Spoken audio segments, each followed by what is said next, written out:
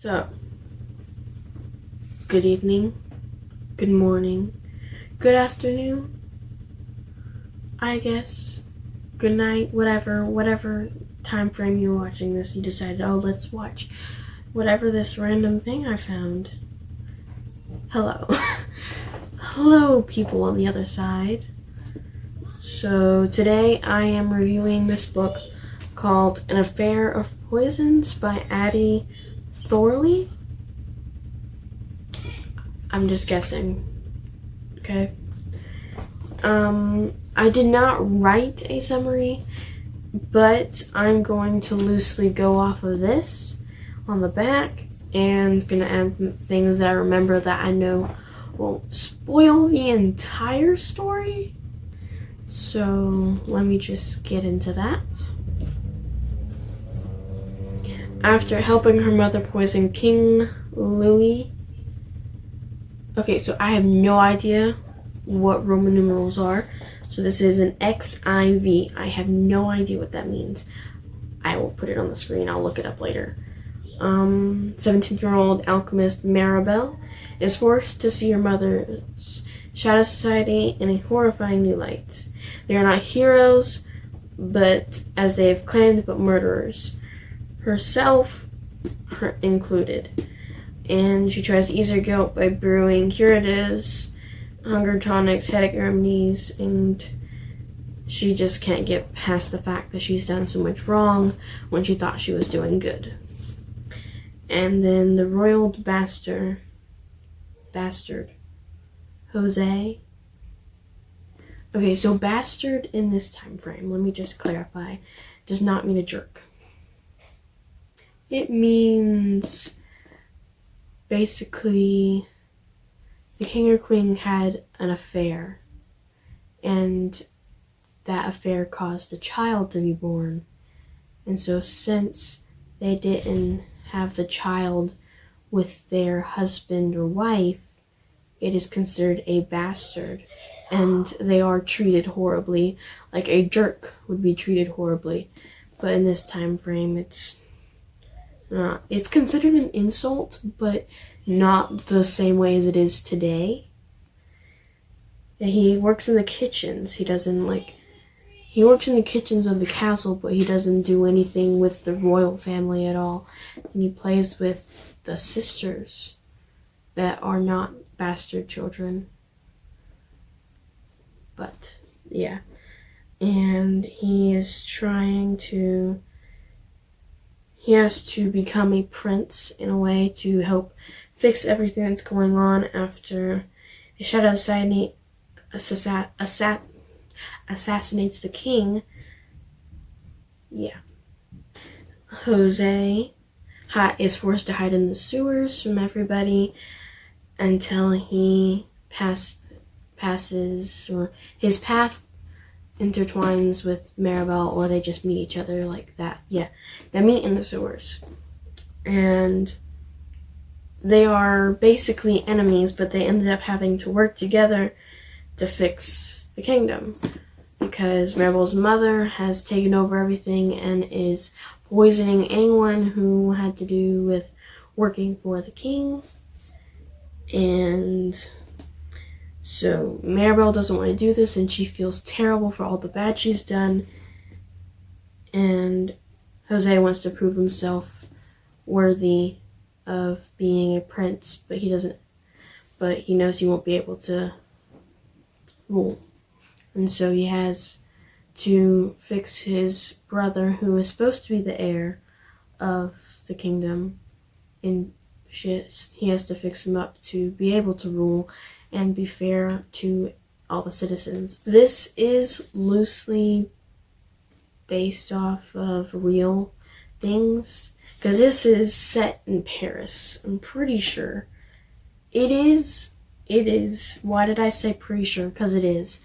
I know it's set in Paris because there's a bunch of French words in here. But yeah, the author, she took this after a thing that actually happened. A woman who is the mother of Maribel tried to poison the king, and failed several times and got arrested and was executed. But Addie, the author, decided to make a what-if story of what would have happened if she succeeded in poisoning the king. So, I thought it was a really good story. Plus, there is a romance twist in it, and I bet you can't guess who the romance is between. And there is violence, of course, since there's poison. It's in older times, and people are fighting each other because of reasons. So, there we go. This book is 377 pages long, which to me is not long because this is basically small in my head and nothing is big until 500 and above because I read a lot and so I'm used to big books. So to me this is kind of small. But the word count is 113,100 words. And I advise y'all to read the author's note. It goes more in depth about the what if scenario and how everything actually played out and how she got her characters. And I thought that was pretty interesting. She also puts a list in the back for additional reading about the poisons and stuff and murders people tried to commit in this time and the different people and such. It's... Oh, look, I'm in the shadows.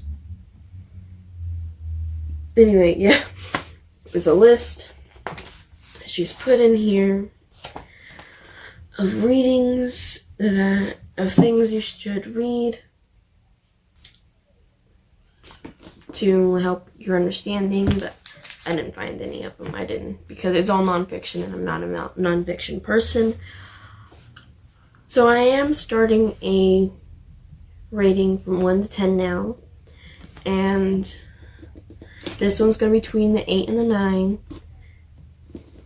around there-ish, maybe a little bit above 9, but not quite a 10. But I really did enjoy this book, like all the books I read, except for a few that are just to me. But I'm really big on older medieval kind of type things where they had swords and all that, and then poison is a big thing that I like. Plus, it's got a twist of romance. So, just almost lost it.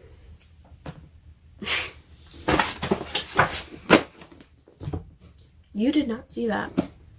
Since it is a romance and it has the violence and such and other things I don't remember, this is a teen book. I did get this the same day I went and I got Dry from Barnes & Nobles, and this was in the romance section, and it does have romance, but Dry didn't have romance because they lied to me. But yes, it is a teen book, so there we go. And also, starting next week when I record, we are going to start Percy Jackson. I read this series in 2 weeks, so that's about 2 books a day, and it's really funny, and I really liked it, and it is an amazing story. Also, today is Sunday I'm recording, yes, and my friend at church, I got her obsessed with Percy Jackson, and she got the Heroes of Olympus, and she's letting me borrow the first one. So, that's amazing. Because I don't have any of those, I only have Percy right now. I need to get these. And, okay, so I have no idea how to say his last name. I've been saying Reardon. It looks like Reardon, because it's Riordan. And my friend, she says Riordan. So is it Riordan?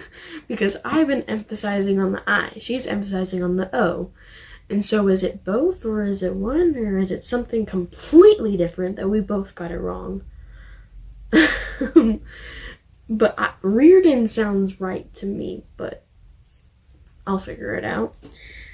But I will review this, and then I'm going to read this, but I can't read it this week. The week before I post this and edit and post because I'm reading this. It is a 2-book thing, and yeah, so I'm not going to be done with that till the weekend for this week after this video is uploaded. And so I won't be able to read this till after this is posted. Very sad. But I mean, the weeks go by fast now, so. Also, I wanted to do something.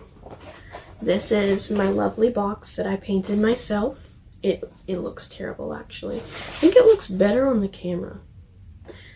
Anyway, this box contains all my personalized bookmarks that I've made for specific books. So I'm gonna go through and show you the ones that I have reviewed books for. So let me pull them out real quick for you. All of these, or most of these bookmarks, contain a aspect of the cover or the title of the book.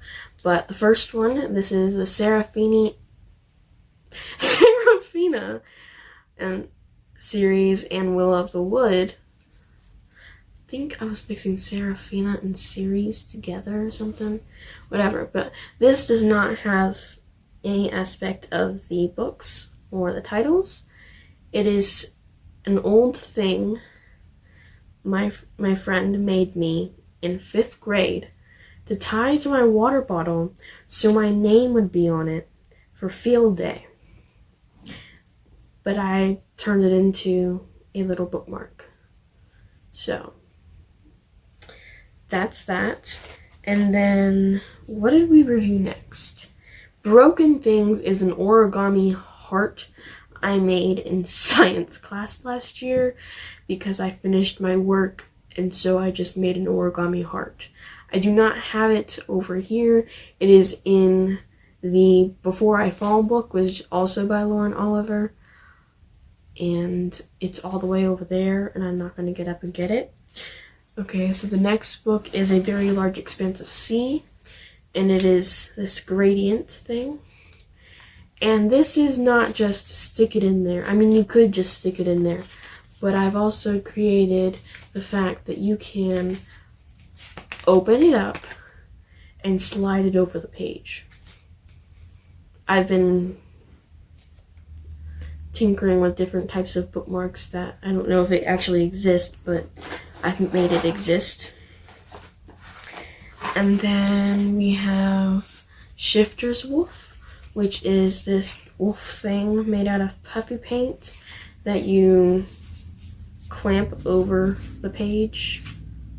So there's that. And then dry. What was dry? This gradient is dry because of how the cover looks.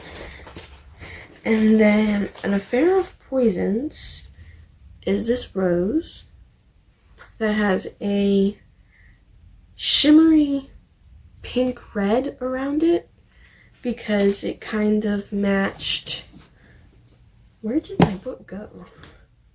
My laptop's on it. It matches that rose right there. And so there's that. And Percy Jackson, I didn't know what to do for him, and I just had these toothpicks painted and glued together. And so I just attached a string to it, which I think I should have done it like this instead of this way, or I should put more string, but it's stuck like that now. And so this is Percy Jackson, because I thought the blues would go together to the fact. Well, you'll figure it out. But that is there. I'm going to start showing the bookmarks I've used for the series and or just the regular book by itself, regular novels by themselves, because just thought it might be interesting for you to look at them. And it's like my reading, how I think about things when I read, and then there's the concept of what I do with my bookmarks and my artistic skills, I guess. But yeah, so I hope you get to read different books because of me, because they sound interesting. I know I'm not the best at trying to describe books to people, but I'm trying. And I thought it'd be nice if people also wanted to read books and that they can enjoy books that I've enjoyed. And so, fly you high, Overlanders. I swear he's gonna fall.